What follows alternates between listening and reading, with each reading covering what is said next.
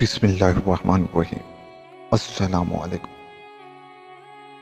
حضرت سیدنا عمر بن حیاج بن سعید رحمۃ اللہ علیہ سے منقول ہے کہ ایک مرتبہ اسلام کے نامور قاضی سیدنا شریک رحمۃ اللہ علیہ کمرہ عدالت میں مسند قضا پر جلوہ فرماتے، اتنے میں ایک عورت حاضر ہوئی اور اس طرح فریاد کی، میں پہلے اللہ کی پناہ چاہتی ہوں، پھر قاضی کی، مجھ مظلومہ کو میرا حق دلوایا جائے۔ قاضی شریک رحمۃ اللہ علیہ اس عورت کی فریاد سن کر بے چین ہو گئے اور فرمایا، بلا جھجک بتاؤ تم پر کس نے ظلم کیا ہے؟ کہا، امیر موسیٰ بن عیسیٰ نے۔ دریائے فرات کے کنارے میرا کھجوروں کا ایک باغ ہے جو ہمیں وراثت میں ملا ہے۔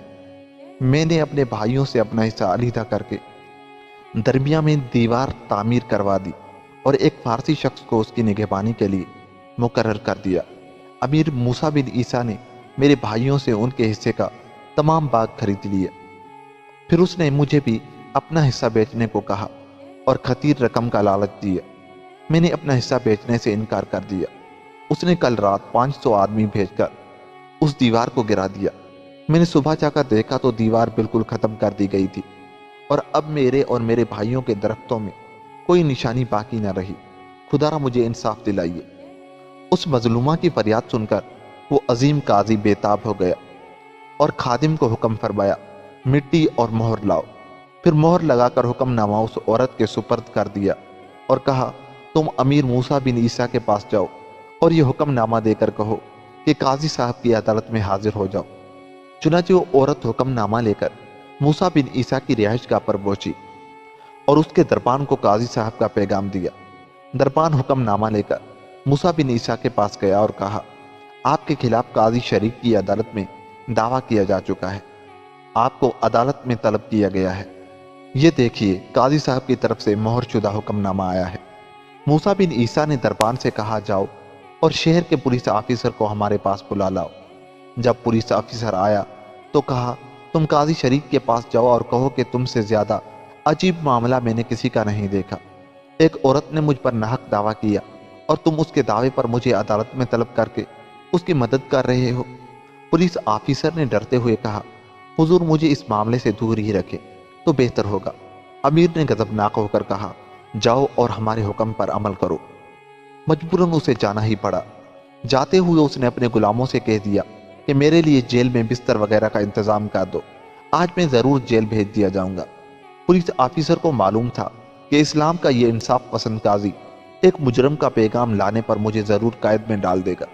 جب پولیس آفیسر نے قاضی شریک رحمۃ اللہ علیہ کو امیر موسیٰ بن عیسیٰ کا پیغام دیا تو قاضی صاحب نے سپاہی کو حکم دیا، اسے گرفتار کر کے قید خانے میں ڈال دو۔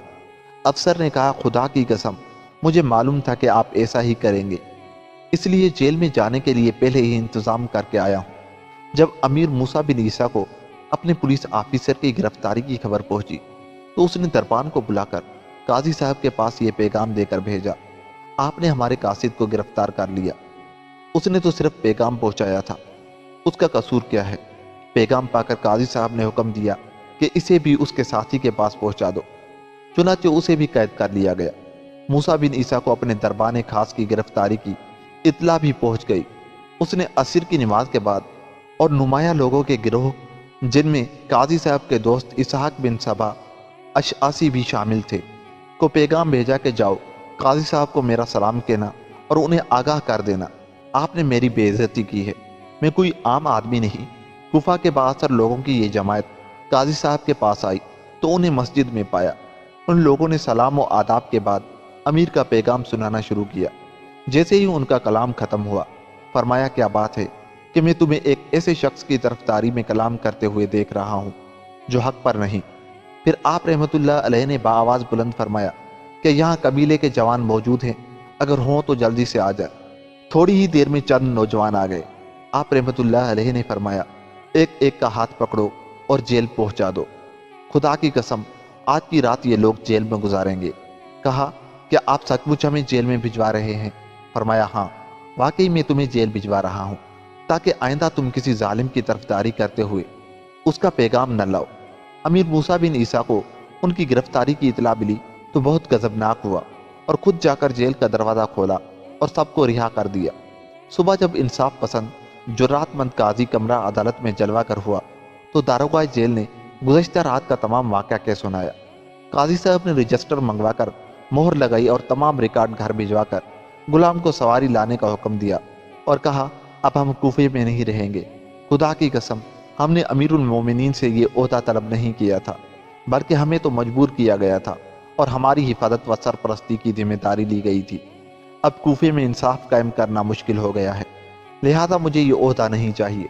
یہ کہہ کر آپ رحمت اللہ علیہ کوفے کے اس پل کی طرف چل دیے جو بغداد جاتا تھا۔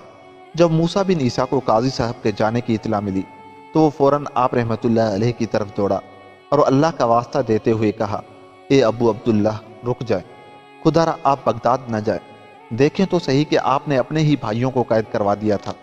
فرمایا ہاں، جب انہوں نے ایک ایسے معاملے میں دخل اندازی کی جس کی انہیں اجازت نہ تھی تو میں نے انہیں قید کر دیا، لیکن تم نے انہیں آزاد کر دیا۔ جب تک وہ سب کے سب واپس جیل میں نہ بھیج دیے جائیں میں ہرگز واپس نہ جاؤں گا اور بغداد جا کر امیر المومنین کی طرف سے دی جانے والی اس ذمہ داری سے استعفیٰ دے دوں گا۔ امیر موسیٰ بن عیسیٰ نے قاضی صاحب کا یہ پرعزم فیصلہ سنا تو سپاہیوں کو حکم دیا کہ جن جن کو میں نے رہا کیا تھا ان سب کو واپس جیل بھیج دیا جائے۔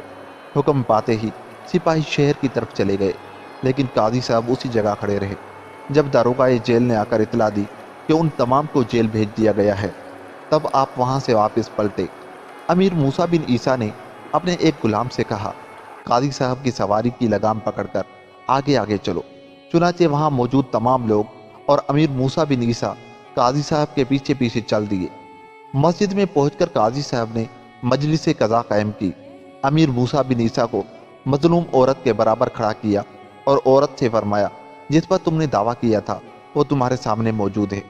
امیر موسیٰ بن عیسیٰ نے کہا، اے انصاف پسند قاضی، اب میں خود حاضر ہوں، لہٰذا میری وجہ سے قید کیے جانے والوں کو آزاد کیا جائے۔ فرمایا، ہاں اب انہیں آزاد کیا جاتا ہے۔ یہ کہہ کر ان کی رہائی کا پروانہ جاری کر دیا اور فرمایا، اے موسیٰ بن عیسیٰ، اس عورت نے تم پر جو دعویٰ کیا ہے اس بارے میں کیا کہتے ہو؟ کہا، یہ سچ کہتی ہے۔ فرمایا، وہ تمام چیزیں جو اس سے لی گئی تھی اسے واپس کی جائیں اور جو دیوار گرائی گئی تھی اسے فوراً تعمیر کروا دیا جائے۔ امیر نے کہا، ٹھیک ہے، میں ابھی یہ کام کروا دیتا ہوں۔ کیا اس کے علاوہ بھی کوئی دعویٰ ہے؟ قاضی صاحب نے اس عورت سے پوچھا، کیا تمہارا کوئی اور دعویٰ ہے؟ کہا، ہاں، میرے فارسی خادم کا گھر بھی گرا دیا گیا ہے اور اس کا سامان بھی ٹوٹ پھوٹ گیا ہے۔ امیر نے کہا، میں اس نقصان کا بھی ازالہ کیے دیتا ہوں۔ قاضی صاحب نے پھر پوچھا، کیا کوئی اور دعویٰ باقی ہے؟ عورت نے کہا، اب میرا کوئی دعویٰ باقی نہیں، اللہ آپ کو اچھی جزا عطا فرمائے۔ پھر وہ عورت دعائیں دیتی ہوئی چلی گئی۔ اب حق ظاہر ہو گیا تھا اور مظلوم کو اس کا حق مل چکا تھا۔ چنانچہ قاضی صاحب فوراً اٹھ کھڑے ہوئے اور امیر موسیٰ بن عیسیٰ کا ہاتھ تھام کر اپنی نشست پر بٹھایا، خود اس کے سامنے کھڑے ہو گئے اور کہا، اے امیر، اے موسیٰ بن عیسیٰ، السلام علیکم، شرعی فیصلہ ہو گیا ہے، اب آپ امیر ہیں، میرے لائق کوئی حکم ہو تو ارشاد فرمائیں۔ امیر موسیٰ بن عیسیٰ نے ہنستے ہوئے کہا، اب آپ کو کیا حکم دوں؟ پھر اسلام کے اس عظیم قاضی کی عدالت سے چلا گیا۔ ایسے ہوتے تھے مسلمان قاضی، ایسے ہوتے تھے مسلمان جج، جو انصاف قائم کرنے میں کسی امیر کو، کسی بادشاہ کو بھی نہیں چھوڑتے تھے۔ دوستو، اگر آپ کو ہماری یہ ویڈیو اچھی لگی تو جاتے جاتے ہمارے چینل کو سبسکرائب کر دیں۔ ملتے ہیں کسی ایسی ویڈیو کے ساتھ، تب تک کے لیے خدا حافظ۔